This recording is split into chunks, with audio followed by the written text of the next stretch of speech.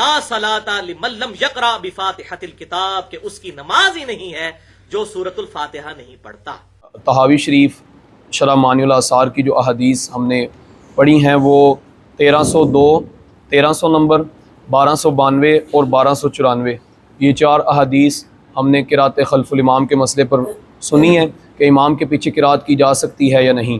اس میں جو 1302 نمبر حدیث ہم نے قبلہ مفتی صاحب سے سنی، اس میں صحابہ اکرام سے حضور نے 3 دفعہ پوچھا کہ کیا تم امام کے پیچھے قرات کرتے ہو؟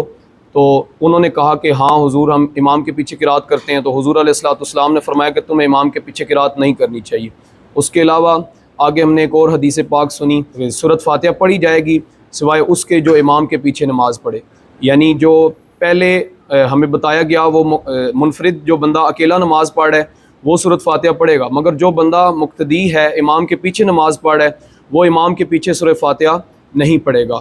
اور ہمیں یہ بھی قبلہ مفتی صاحب نے بتایا کہ قرات جو قرآن ہے یعنی سورۃ فاتحہ شریف، سورۃ اخلاص شریف، وہ ہم نے امام کے پیچھے نہیں پڑھنی۔ باقی نماز کے جتنے بھی ارکان ہیں جو قرآن نہیں ہیں وہ ہم امام کے پیچھے پڑھیں گے۔ بہت ماشاء اللہ۔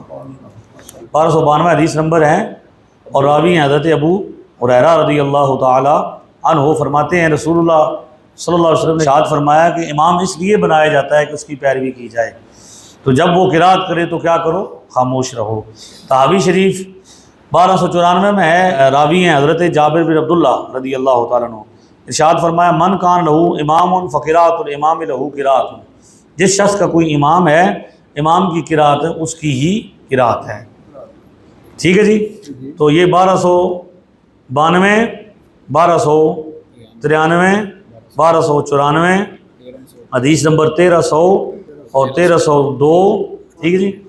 تو یہ 5 احادیث ہیں اس حوالے سے جن میں وضاحت کے ساتھ یہ بات آ گئی ہے کہ مقتدی امام کے پیچھے قرات نہیں کرے گا، اور اللہ کے فضل سے ان حدیثوں کو تلقی بالقبول حاصل ہے۔ کیا ہے؟ تلقی بالقبول حاصل ہے۔ تلقی بالقبول کا مطلب یہ ہے کہ دنیا جس کو قبول کر لے، ایک جہان جس پر عمل کرے، ٹھیک ہے۔ تو وہ جو پڑھنے والے ہیں وہ کیا ہیں؟ 1 لاکھ کے مقابلے میں بھی ایک نہیں بنتا، ٹھیک ہے۔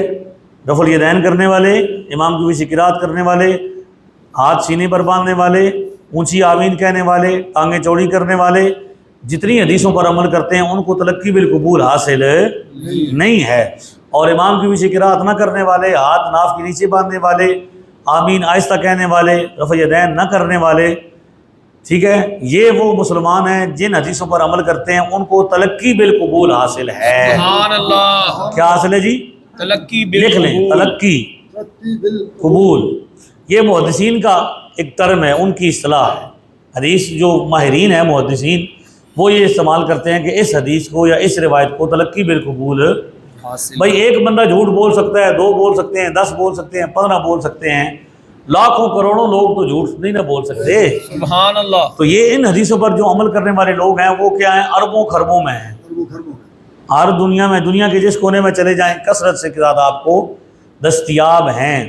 اور وہ لوگ جو یہ کہتے ہیں، جس میں مرزا جونیئر بھی شامل ہے، کہ بھئی رفع الیدین فرض ہو چکا ہے، اور حالت یہ ہے کہ کسی بھی عالم دین کے سامنے بیٹھ کر یہ بات ثابت کرنے کو تیار نہیں ہے۔ ہم نے 12 مرتبہ یہ دعوت دی ہے، اچھے ماحول میں، اچھے الفاظ کے ساتھ، غصہ بھی نہیں کریں گے، لڑائی بھی نہیں کریں گے، جھگڑا بھی نہیں، پوری محبت کے ساتھ جہاں آپ کہیں گے، جس جگہ پہ کہیں گے، جتنے بندے آپ کہیں گے ہم اتنے بندے لے کر آئیں گے۔ ہم بیٹھ کر آپ کے سامنے مسلمانوں کی ساری نماز احادیث شریفہ کی روشنی میں ثابت کرنے کو تیار ہیں۔ سبحان اللہ۔ ایک طحاوی سب پہ حاوی، ایک طحاوی سب پہ حاوی، ایک طحاوی سب پہ حاوی۔ ہاں جی، یہ طحاوی ہے جو حاوی ہے، امام طحاوی ہیں جو کیا ہیں؟ حاوی ہیں الحمدللہ تعالی۔